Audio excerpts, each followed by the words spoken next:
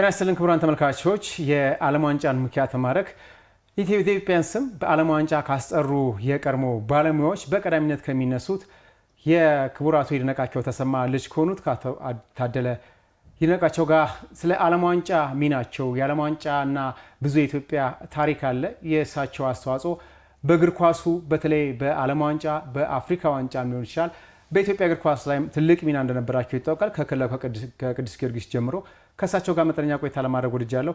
እሳቸው እዚህ ከኛ ጋር ቆይታ ለማድረግ እንግዳችን ሆነው ተገኝተዋል። ጤና ይስጥልኝ። እንዴት ዋሉ? እንዴት ዋላችሁ? ስለጋበዛችሁ በጣም አመሰግናለሁ። አቶ ታደለ ስላገኙትም ደስ ብሎኛል። እኔም እንደዛው ከልብ አመሰግናለሁ። ስላስታወሳችሁትም እሱም በዚህ አጋጣሚ በስሙ ላመስግና እጅግ አድርገን እናመሰግናለን። እኛም እንግዳችን ስለሆኑ አቶ ይድነቃቸው ተሰማ ሲባል የኢትዮጵያ ማህበረሰብ ውስጥ የማይመጣ ነገር የለም።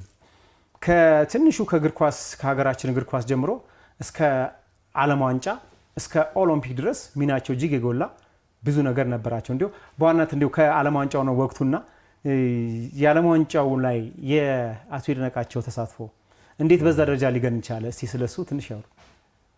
ዓለም ዋንጫ እንግዲህ እንደምታውቀው መጀመሪያ ላይ ራሱ አውሮፓም እና ላቲን አሜሪካ የሚባለው ይሄ ደቡብ አሜሪካ ዓለም ዋንጫን ማዘጋጀት ከብዷቸው ነበር። ስለዚህ ካለማጣሪያ ነበር ያን የምትገባው። ለምሳሌ ኡሩጓይ ሲደረግ በግብዣ ነው የምትሄድ ነበረው። ምክንያቱም ያን ሁሉ ውቅያኖስ አቋርጦ የሚሄድ ፈቃደኛ ስላልነበረ፣ ግን ቀስ ቀስ እያለ እየተወደደ እና የመጓጓዣ ዘዴዎችም ደግሞ በጣም እየፈጠኑ ሲመጡ ሽሚያ ሆነ ዓለም ዋንጫ ለመግባት። ይድነቃቸው ወደ ዓለም ዋንጫ የደረሰው መቼ ነው ያልከኝ እንደሆን ኢትዮጵያ ውስጥ እግር ኳስ የሚባለው ራሱ የገባው ወደ 1917-18 ለዛውም እንዴት እንደሚጫወቱ ምናልባት አንብበ ይሆናል። ባልተለካ ሜዳ፣ መስመር ባልተሰመረበት ሜዳ፣ ዳኛው በፈረስ ድንጋይ ጎል በነበረበት እሱ የዳኛው በፈረስ እኮ ከተሻሻለ በኋላ ነው። እና እንደውም አንድ እሱ የሚያስቀው ነበር። አንዳንድ ጊዜ ለመጫወት ሄደን ጎል ፖስት የለም፣ ኔት የለም፣ ኳሱ ይግባ ይግባ አይታወቅም። ስለዚህ ጎል ነው አይደለም ስንል ስንሟገድ ጨልሞብን ሳንጨርስ የምንገባበት ጊዜ ነበር ይላል። በኋላ ይሄ አንተ ያልከው የመጣው የጥቁር አሜሪካኑ ሬፍሪ እሱ በኋላ ጥቂት ከተሻሻሉ በኋላ ነው። እና እሱ ደግሞ ወፍራም ስለሆኑ ከእናንተ ጋር መሮጥ አልችልም ብሎ በፈረስ እየጋለበ ሜዳ ውስጥ የእሱ ፈረስ እያስበረገጉ አብረው ይጫወቱ የነበረበት ዘመን ነው። እና የኢትዮጵያ እግር ኳስ እንደ ቅኝ እንደተገዙ አገሮች ከቅኝ ግዛቶች ወርሶ ያደገው ነገር የለም። አገር ውስጥ እንዲሁ ዝም ብሎ ህንዶችና አርመኖች ነበር አለ እሱ ከሀገራቸው አይተው የመጡና እነሱ ይጫወታሉ። እነሱም ህጉን አያውቁም፣ ዝም ብለው ለመጫወት ነው። እና የእሱ ታላቆች ያን ተከትለው መጫወት ጀመሩ። ከዛ በኋላ እሱ ደግሞ ሲገባ ተፈሪ መኮንን ትምህርት ቤት ጀመረ። በዚህ አይነት ነው። በኋላ ወደ ክለብ ደረጃም ሲያድግ 1928 ድረስ ክለብ እኮ አልነበረም ኢትዮጵያ ውስጥ። ጊዮርጊስ አራዳ ተብሎ ሲቋቋም ራሱ አራዳ መግባት ብትችለው ጥሩ ተጫዋች ስለሆንክ ሳይሆን ወላጆች 3 ሩብ ይባላል 75 ሳንቲም ማለት ነው አውጥተው የአቡጀዲ ቁንጣና ማሊያ የሚገዙልህ የሚያሰፉልህ ከሆነ ያን ካላሰፉልህ አትገባም። ጫማ ኦፕሽናል ነው። የሚችል ያደርጋል፣ የማይችል በባዶ እግሩ ይጫወታል። እንዲህ ያሉ ስለሆነ ወደ ኢንተርናሽናል ፉትቦል የሄዱት ጊዜ ወስዷል። አሁን ግብፅ ለምሳሌ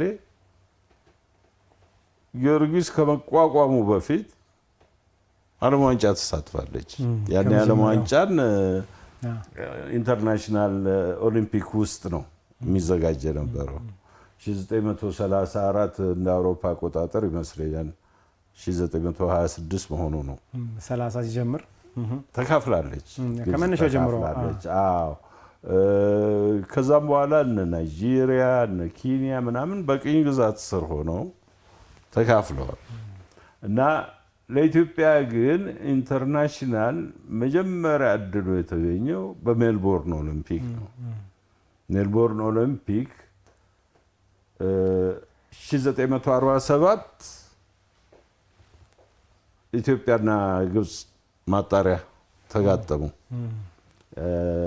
ግብፅ አዲስ አበባም ካይሮም ላይ አሸነፈችን እና ነገር ግን ኦሊምፒኩ ሲቃረብ በስዌዝ ካናል ምክንያት እንዳሁኑ ስትሬት ኦፍ ሆርሙዝ ግብፅ አልካፈልም አለች።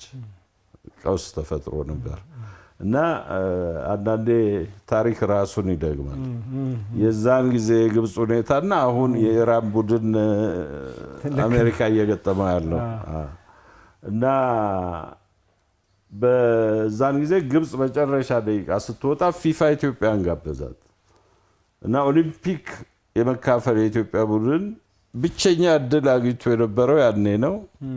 ያኔ ደግሞ በተለያዩ ምክንያቶች ሳይቀበል ቀረ። ቢቀበልም መሄጃዋ አይሮፕላን አትበቃም ነበር። ወደ 18-20 ሰው ነው የምትይዘው። እነ ጋሽ ገረመው ብስክሌተኞች፣ ሯጮች ምናምን ተደምረው 18ቱ ቦታ ይዘውታል። ስለዚህ እንደዛ እያለ ነው የመጣው እና ከዛ በኋላ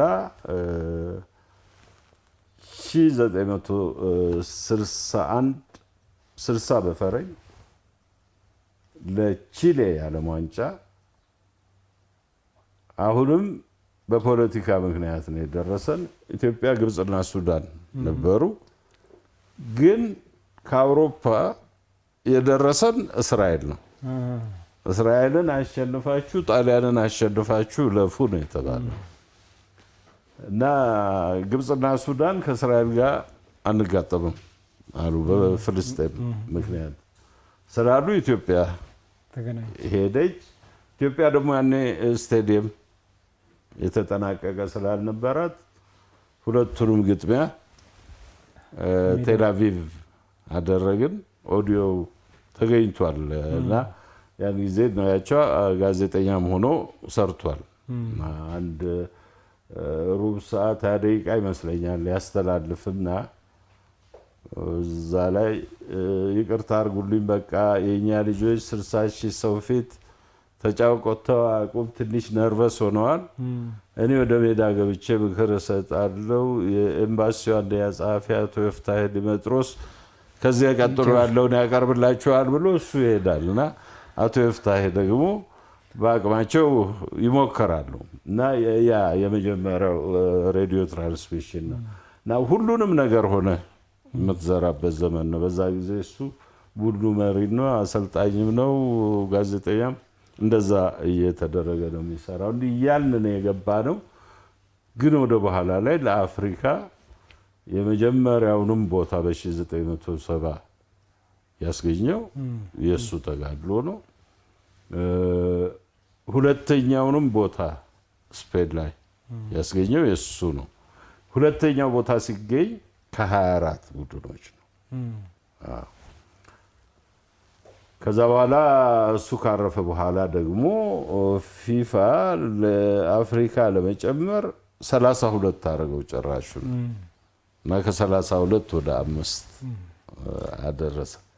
እንዲሁ አሁን ለመጀመሪያ ጊዜ አፍሪካውያን ምናልባት ከኤዥያ በደርሶ መልስ ከሁለት አንዱ ያሸነፈ ለዓለም ዋንጫ ይለፍ የሚል ወቅት የነበረበት ታሪክ ነበረ። እሳቸው ደግሞ ከዚህ በተጨማሪ ከአፍሪካ ብዙ ብሔራዊ ቡድኖች መኖር አለባቸው የሚል ፊፋንም በጣም አግሬሲቭሊ ጫና ሲሰድሩ ነበረ። ምንድነው የነሱ 58 በእኛ 58 እንግሊዝ ሀገር የዓለም ዋንጫ የተደረገ ጊዜ ነው። እንግሊዝ ብቸኛውን የዓለም ዋንጫ ያገኘችበት እና ለዛ የዓለም ዋንጫ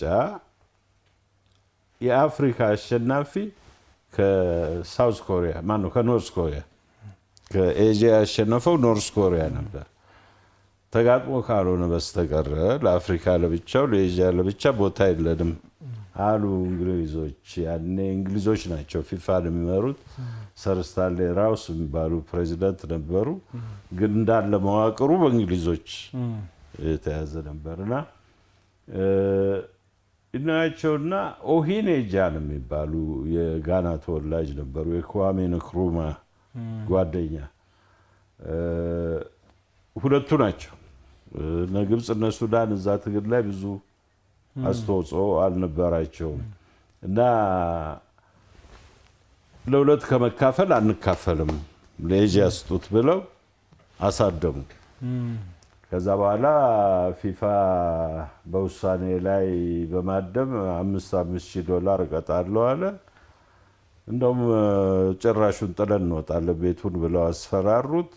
በኋላ በብዙ ዲፕሎማሲ እርቅ ወረደ። ለእርቁ ግን ምክንያት ፊፋ ተገዶ ነው።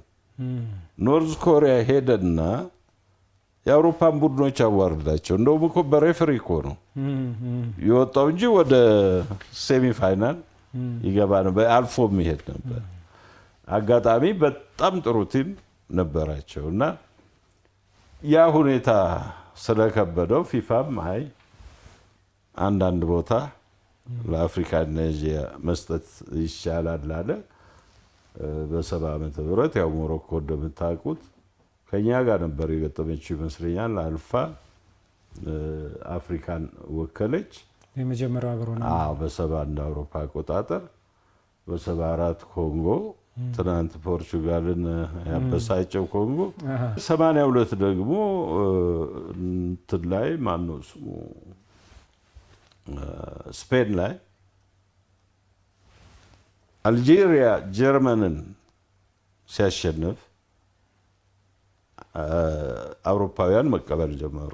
የአፍሪካን ፉትቦል ማስገባት አለብን ወደሚለው ሄዱ እና እንዲህ እያለ ነው እድገቱ ሄደው። ምንድነው ግን አሁን የአቶ ይድነቃቸው የአፍሪካን እግር ኳስ በበላይነት ሲመሩ ነበር። በበላይነት በመሩበት ወቅት ደግሞ ብዙዎችም የሚያምኑት ጉዳይ በተለይ ስታዲየም አካባቢ ስርዓት እንዲኖረው ከማድረግ አንጻር የደቡብ አፍሪካ ከአፓርታይድ ጋር ያላት ጥሩ ያልሆነ ለአፍሪካውያን የሚኖራቸው አመለካከቶች የተለየ ነበር። ይሄም ምክንያት ማድረግ ነው ምናልባት ከጋናው ከወቅቱ ፕሬዝዳንት ጋር ኳሜ ንክሩማ ካልተሳሳትኩ ከእሳቸው ጋር በጣም ጥሩ ግንኙነት ኖሯቸው ፊፋ ላይ ጫና በማሳደር እግር ኳስ ማለት ከዘር ከባህል ከሌላው ንጹህ መሆን አለበት የሚል ትልቅ መነሻ ሀሳብ ነበራቸው። እሱን ነገር ከቢቢሲ ነው ያገኘው አይደለም። አንድ እንግሊዛዊ ጋዜጠኛ የተሳሳተ ታሪክ ሰርቷል። ከኔ ጋር ነበር የጀመረው እና ነግሬዋለሁ። እናያቸውና ኳሜ ንክሩማ የተገናኙት አንድ ጊዜ ደግሞም በእናያቸውም ሆነ በካፍ አመለካከት መሪዎች ፖለቲካ መሪዎች ፉትቦል ውስጥ አይገቡ። ስለዚህ ኳሜ ንክሩማ፣ ቀዳማዊ ኃይለ ሥላሴ ማንም መሪ ካፍ ውስጥ በተለይ ተጽዕኖ የለውም እና አላግባብ የተሰጠ የታሪክ ለውጥ ነው የምለው። እርግጥ ምንድነው በጣም ታጋይ የነበረው ኦሂኔጃን ቅድም የጠቀስኩልህ ከንክሩማ ጋር የስፖርት ሚኒስትር ብቻ ሳይሆን የቅርብ ጓደኛ እና እንደውም እኮ 66ቱ ዓለም ዋንጫ አልሄደም እኮ ኦሂኔጃን አልሄደም። ንክሩማ ስለተገለበጡ አብሮ እሱ ደግሞ ታሰረ እና ያንን አያይዞ ነው የኦሂኔጃን ፋይል ውስጥ አገኘው ወረቀት ምናምን ብሎ ነው ያ አቋም ነው። ካፍ ከተመሰረተበት ጊዜ ጀምሮ የሚታገላቸው 3 ነገሮች ነበሩ።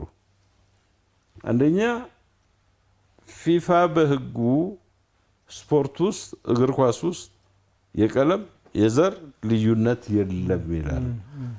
ስለዚህ ህጉን ያክብርና ሳውዝ አፍሪካን ያስወጣል አፓርታይድ። ሁለተኛው አፍሪካ ዓለም ዋንጫ ውስጥ ቦታ ይኖራት። ለዚህ ከአውሮፓውያንና ከላቲን አሜሪካ የሚሰጠው ሙግት ምንድን ነበር? ገና ናችሁ ነው። የይድነቃቸው ሙግት ደግሞ ገብተን እየተሸነፍን ካልተማር ሁልጊዜም ገና ነው የምንሆነው፣ ሁልጊዜም አንገባም። ስለዚህ አስገቡን፣ እንሸነፍ፣ እንማራለን፣ እንደርስባችኋለን ነው። እውነትም በኋላ የሆነው ያ ነው። ሶስተኛው የነበረው የእሱ እንትን ፊፋን እንግሊዞች በሁለተኛው ዓለም ጦርነት ማለቂያ ላይ ፊፋ ካዝና ውስጥ ሳንቲም አልነበረው እና ዌምብሌ ስቴዲየም ላይ አንድ ውድድር አዘጋጁና 48,000 ፓውንድ ተሰብስቦ ለፊፋ በእርዳታ ተሰጠ። በለውጡ ለእንግሊዝ አንድ የምክትል ፕሬዚደንት ቦታ ተሰጣት ፊፋ ውስጥ ቢመረጥም ባይመረጥም። እንደገና 4 ሆና እንድትገባ ተፈቀደላት። ኦሊምፒክ ውስጥ ታላቋ ብሪታንያ ተብላ ነው የምትገባው። ፉትቦል ውስጥ ግን ስኮትላንድ፣ ዌልስ፣ ኢንግላንድ እና አየርላንድ። ይሄ ጤናማ አይደለም። ለአንድ ሀገር 4 ቦታ ትሰጣላችሁ፣ ለአንድ ኮንቲኔንት ደግሞ 1 ትከለክሉናላችሁ ነው። እነዚህ ነበሩ ሙግቶቹ። በጣም ጥሩ ነው።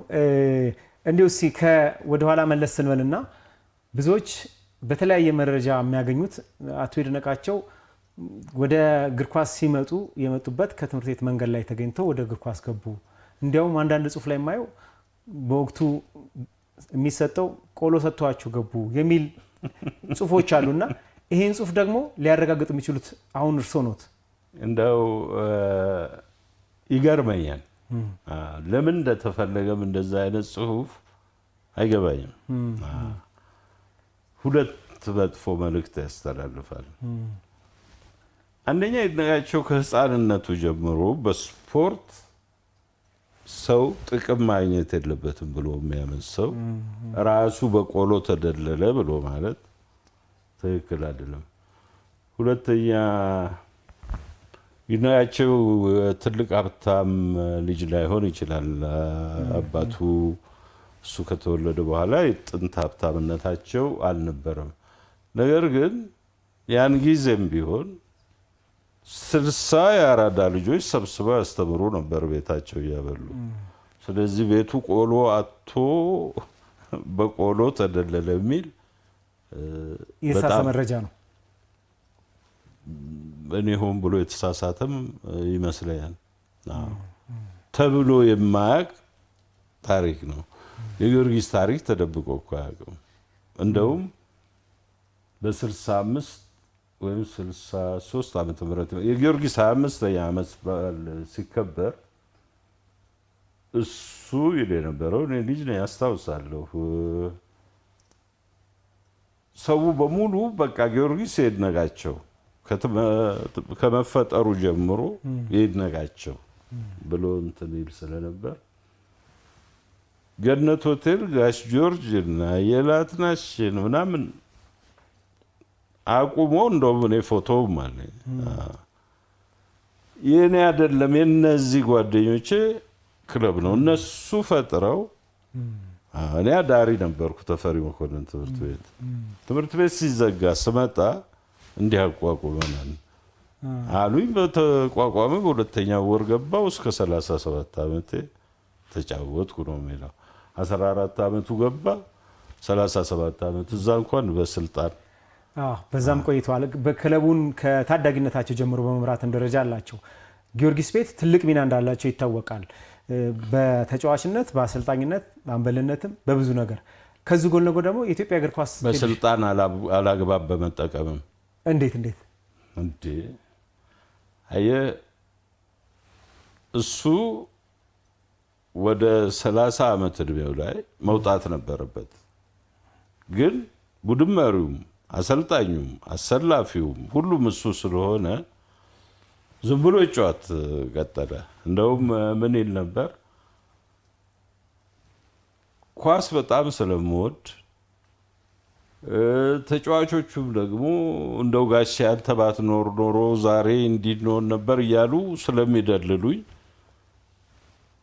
ማርጀቴም መወፈሬም ሩጫዬም እንደቀነሰ አልታወቀኝም እና እስከ 37 ዓመቴ ራሴን እያሳለፍኩ ተጫወቱ።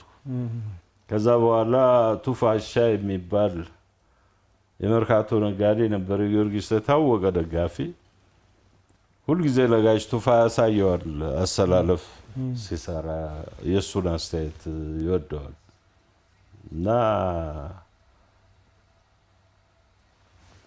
አንድ ቀን ቱፋን እንግዲህ አደራህን አንተው እዛው ሲያሳየህ ጠቆም አድርገው አሉት። ሰርቶ ሲሰጠው አይ እኔ አንተም ብሆን የዛሬን አሰላለፍ እንዲህ ነው የማደርገው ብሎ ሰጠው። ሌላ ሰርቶ ሰጠው እና ሲያይ የራሱ ስም የለም። የት አለሁ እኔ ሲለው ሞቴር ሳይረሳዋል እና ያኔ ገባኝ ጓደኞቼ ከረሱኝ ጥሩ ተጫዋች አይደለሁም ማለት ነው፣ አላግባብ ነው በስልጣን የተጠቀምኩት ብሎ ከዛ ጊዜ በኋላ አንድ ጨዋታ የመሰናበቻ አድርጎ ነው የወጣውና አላግባብ በስልጣን ስለ ይህን ማለቴ ነው። ይሄ ታሪክ አላቸው። በጣም ጥሩ። በዚህ ሂደት እንግዲህ በኢትዮጵያ እግር ኳስ እንዲመሰረት ሚናቸው የጎላ ነበረ፣ በአመራርነትም ደረጃ እንዲሁ ዓለም ዋንጫው ላይ ካላቸው ከጊዜያዊ አንጻር ማለት ነው። በተለይ የሜክሲኮ ዓለም ዋንጫ ድሮ ዓለም ዋንጫው ላይ ሄደው ዓለም ዋንጫውን እንዴት እንደመሩ የእግር ኳስ የፊፋ አመራሮች ኳሱን እንዴት እንደመሩት መብራሪያ የሚሰጡ ነበር ለኢትዮጵያ ማህበረሰብ። በዛ ደረጃ ነበር። እንዲያውም በአንድ ወቅት ስለ ማራዶና ፔሌ የሚገልጹበት መንገድ የእሳቸው መረዳት ብዙዎች ያምኑበታል። ለእግር ኳስ በጣም ቅርብ የሆኑበት ምክንያት ምንድን ነበር? እሱ ምን መሰለህ፣ በዛን ጊዜ ካፍ እና ፊፋ ውስጥ ያሉ የስራ ጓደኞቹ ሁሉ የሚደንቃቸው የነበረው ስለ ፉትቦል ባለው ምልከታ እሱ ከሁሉም ይልቃል። ምክንያቱም እሱ ተጫዋችም ነበር፣ አሰልጣኝም ነበር፣ አስተዳዳሪ ሁሉንም ሆኖ ስላየው አጠቃላይ ምልከታ ነበረው እና ከዛ በኋላ ደግሞ ፍቅሩ የእግር ኳስ ፍቅሩ ከሁሉም ይበልጣል። ብዙዎቹ አንዳንዱ ቢሊዮነር ይሆንና ለመታወቅ መጥቶ ፕሬዚደንት ይሆናል።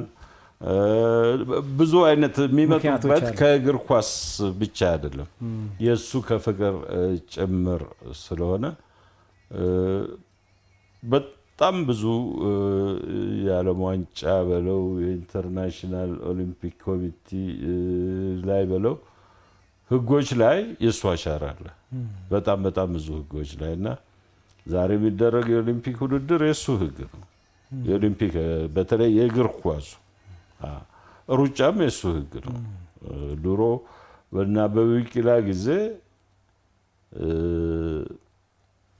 250 ብር 50 አሜሪካን ዶላር በላይ የተቀበለ የኦሊምፒክ አትሌት በሚቀጥለው ኦሊምፒክ አይሰለፍም፣ ክልክል ነው። ስፖርትና ስፖርት ብቻ ነው።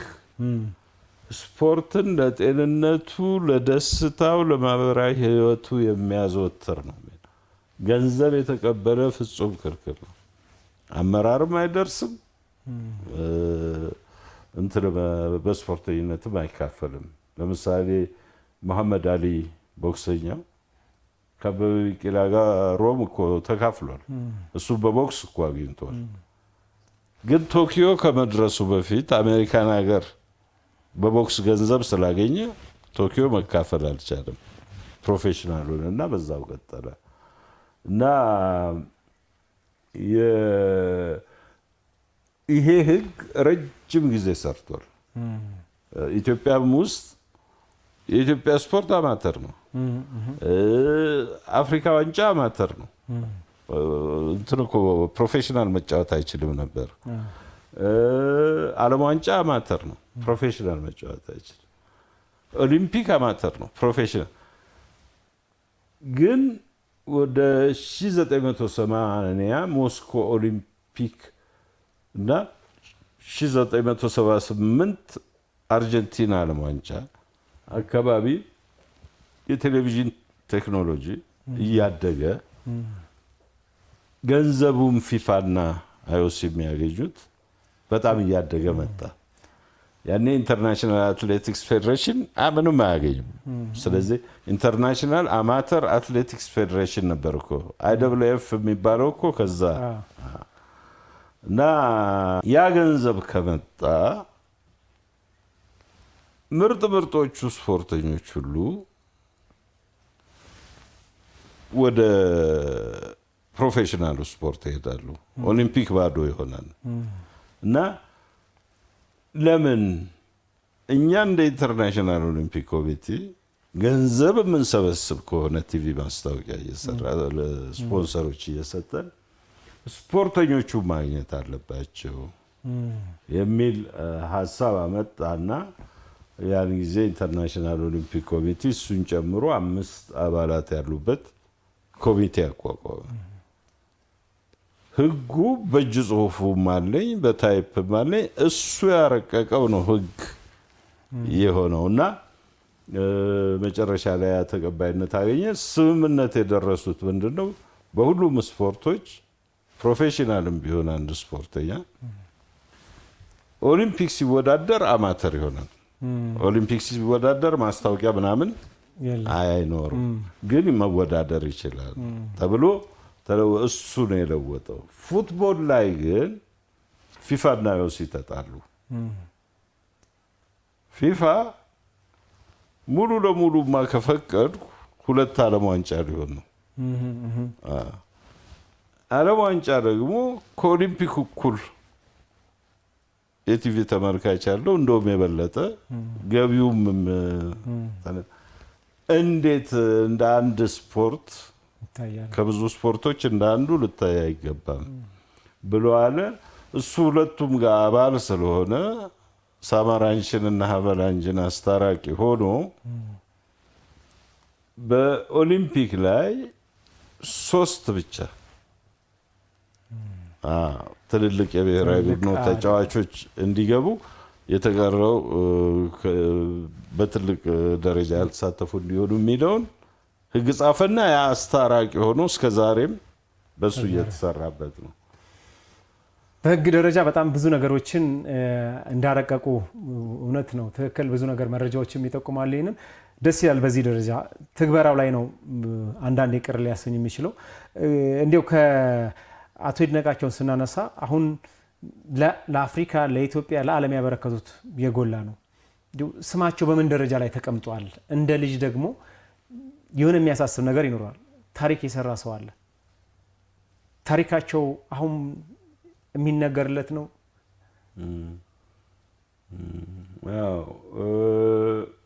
ይኸውልህ ቅድም እንዳልከው የቆሎ ነው። ብዙ መለዋወጦች አሉ። እውነት ለመናገር እንደናያቸው በዓለም አቀፍ ደረጃ ዓለም አቀፍ የስፖርት ተቋማት በሞተበት ጊዜና ለ1 ዓመት ያህል ከዛም በኋላ በየጉባኤው በየመድረኩ ያስታወሱት በሽልማትም በልዩ ልዩ እውቅና የሚያስታወሱት አንድም የስፖርት መሪ ዓለም ላይ የለም።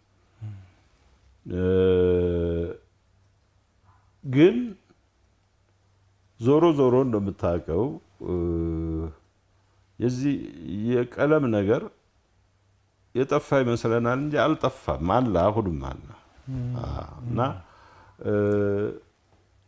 ሁሉን ነገር የነጩ የሰራውን ማጉላት ስለሚፈልጉ የእሱ ስራዎች እንዲሸፈኑ እያደረጉ ሄዱ። አሁን ለምሳሌ ስለ ኦሊምፒክ ቦይኮት ሳውዝ አፍሪካን ስለመውጣት ሲነገር ስለ 1976 ነው የሚናገረው። ሞንትሪያል ውሸት ነው። 1976 እንደውም ይነጋቸው ተቃውሞታል። እንደውም በኦኤዩ ሞግቶ ከዛ በኋላ የአፍሪካ መሪዎች ጣልቃ እንዳይገቡ አድርጓል። ይድነቃቸው የመራው ቦይኮት በ1968 ሜክሲኮ ነው። ሜክሲኮ ኢንተርናሽናል ኦሊምፒክ ኮሚቴ ልክ ውድድሩ ሲቃረብ ጥቁርና ነጭ የደባለቀ የደቡብ አፍሪካ ቲም ጋብዣለሁ አለ። ይድነቃቸው ደግሞ ወዲያውኑ ጋዜጠኞች ጠራና ገና ሬውተርስ ዜናውን ሲለቀው እኛም ሀገር ኢንተርናሽናል ጋዜጠኞች ቢሮ ነበራቸው፣ ኦኤዩ ተቋቁሟል። ያኔ ጠራና የአበበ ቢቂላ ሀገር ኢትዮጵያ እና አበበ ቢቂላ ከዘረኞች ጋር በሜክሲኮ ኦሊምፒክ አትካፈልም፣ ኢንተርናሽናል ኦሊምፒክ ኮሚቴ ለዘረኞች ላከውን ግብዣ ካልሰረዘ ወጥተናል አለ። ያን ጊዜ በማግስቱ 21 አፍሪካ ሀገሮች ኢትዮጵያን ተከትለናል አሉ። ጥቂት ቆየና ኪዩባ ከኢትዮጵያ ጋር ነን አለ። ከዛ ሶቪየት ዩኒየን እኛም እናያለን አለ። ከዛ ግን አደጋ የመጣበት አይኦሲ ራሱ አሜሪካ ውስጥ ጥቁሮቹ እኛም አሉ። ይሄን ጊዜ ሳይወድ በግዱ ግብዣውን ለመሰረዝ ተገደደ እና ያ ነው አፓርታይድን ያስወጣው እንጂ 1976ማ ራሷ ሳውዝ አፍሪካ አፍሪካውያን ገዝታ አፍሪካውያን እንዳይካፈሉ እኔን እንዳስወጣችሁኝ እናንተንም አስወጣለሁ ብላ ዶልታ የሰራችው ነው። እና እንዲህ አይነት ታሪኮች እየተለወጡ የእሱ ታሪክ ደበዘዘ። እኔ ከሁሉ ነገር ማስታወሻው ሊሆን የሚገባ የሚመስለኝ ስራው ነው። ስራው ቢቀጥል በኢትዮጵያም ውስጥ በሀገር ውስጥም ቢቀጥል ደስ ይለኛል። የእሱ አደረጃጀት፣ የእሱ ፍላጎት በክለቦች ደረጃ በእግር ኳስ፣ በአትሌቲክስ ምንድን ነበረ ፍላጎቱ? ረጅም ሩጫ፣ መካከለኛ ርቀት አሉን፣ ግን አጭርስ የሉንም ወይ? የተለያዩ የኢትዮጵያ ክፍሎች ውስጥ ጡንቻ ያላቸው ኢትዮጵያውያን የሉም ወይ? አጭር በጣም ጡንቻ ይጠይቃል። ረጅም ደግሞ ከስተ ጥሩ ኤንዱራንስ ነው የሚባለው። እነዚህ ነገሮች ቢሰሩ ለእሱ ሐውልት ነው፣ የግድ ስሙ መጠራት የለበትም። እና ያ ቢሆን ደስ ይላል። ግን ይህንበት ያለው አቅጣጫ ያ አይደለም። አሁን እናንተም በእናንተ እድሜ የእውነቴን ነው ዛሬ አዲስ አበባ እንደማየው በየቦታው እግር ኳስ ሜዳ ተሰርቷል። የበፊቱ አዲስ አበባ አይደለችም። እና ግን እዛ የሰለጠነ አሰልጣኝ አለ ወይ? የሰለጠነ አድሚኒስትሬተር ሜዳውን ፕሮግራም አድርጎ ሜዳውን የሚጠብቅ ተጫዋቾቹን በሰፈር ውስጥ ያሉ ህፃናት እንዲጫወቱ እድል የሚሰጥ አዛውንት ቢሆን የጤና ቡድን አቋቁ እንዲህ የሚያደርጉ አሉ። የሰለጠኑ ሬፈሪዎች እዛ ትንንሽ ሜዳ ላይ ይዛ ላይ መስራት ያለባችሁ የሚሰሩ ካሉ ደግሞ እንደው ፊልም እያነሳችሁ ብታበረታቱም ለኢትዮጵያ የሚበጃት እሱ ነው።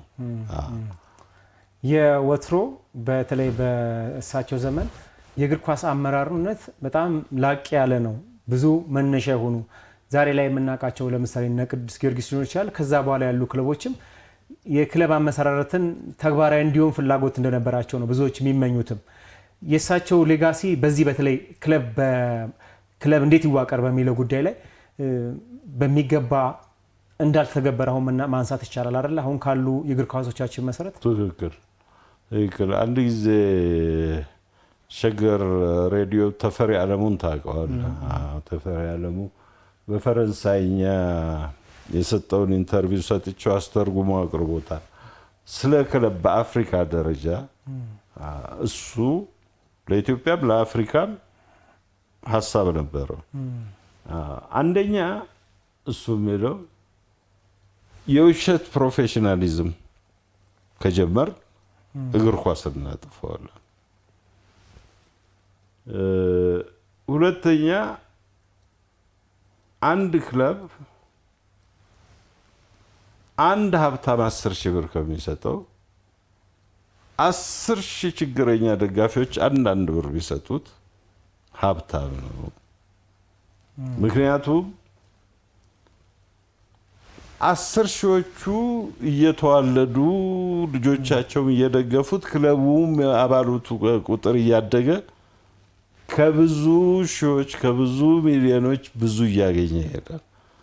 አንዱ የሆነ እንደሆነ ግን ከከሰረ ከሞተ ያ ክለብ አብሮ ይጠፋል። እና አፍሪካ ውስጥ ይሄ አመለካከት አለ።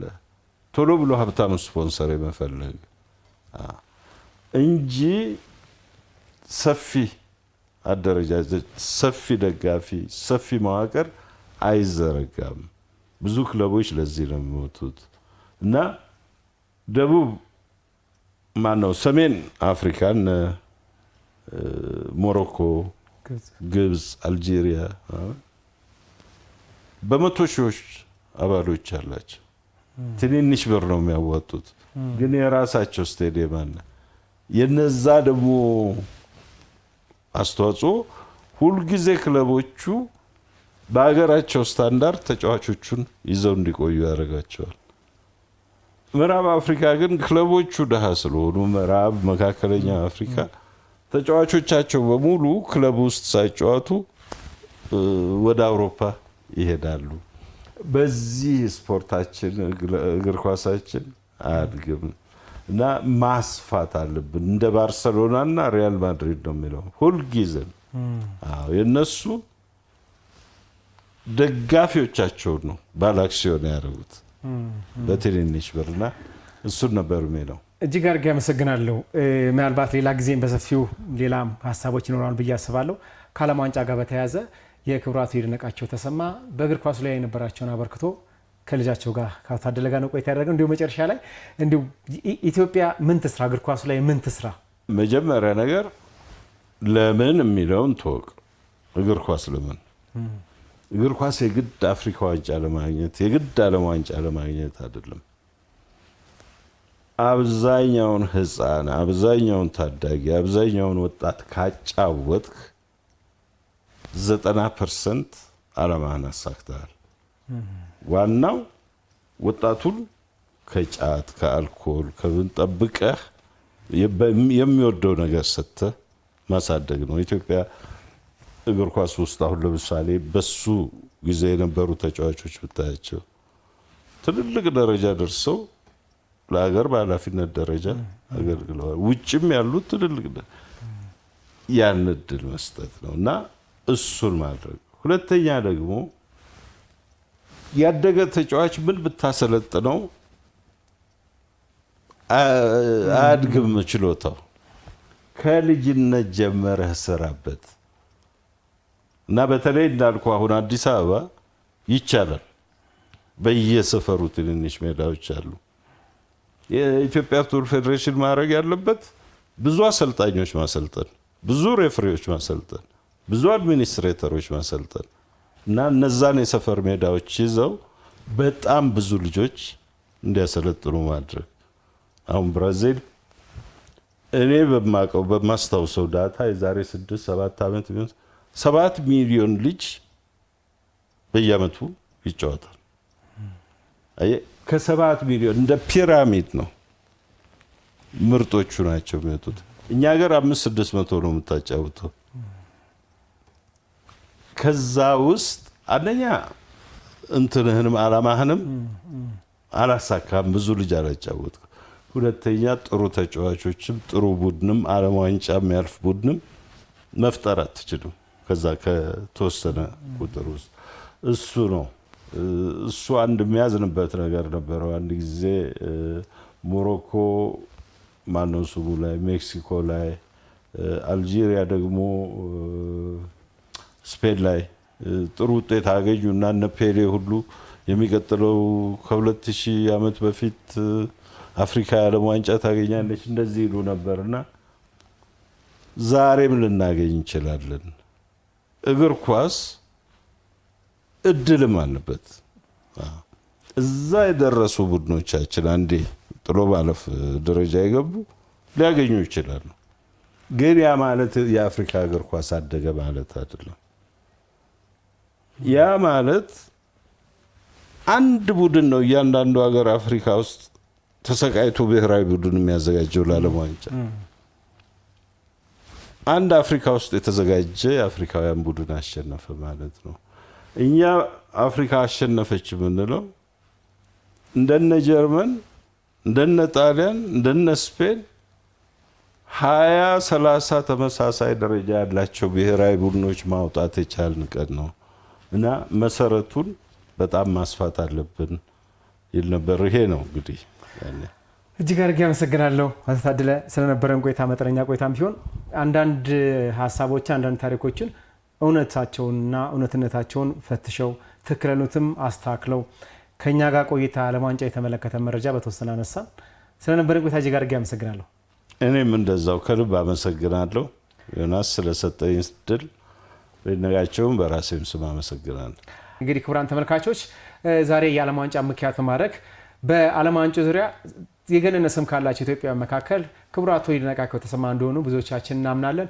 የእሳቸው ልጅ ከሆኑት ከአቶ ታደለ ጋር መጠነኛ ቆይታ አደረግን። የዓለም ዋንጫ ላይ የነበራቸው የእሳቸው ሚና በኢትዮጵያ እግር ኳስ ላይ በክለብ ደረጃ ክለቦች ምን አይነት አደረጃጀት እንዲኖራቸው፣ ቀጣይስ የኢትዮጵያ እግር ኳስ ፌዴሬሽን እግር ኳስ እድገት ምን ይመስላል በሚለው ጉዳይ ላይ በተወሰነ ቆይታ አደረግን።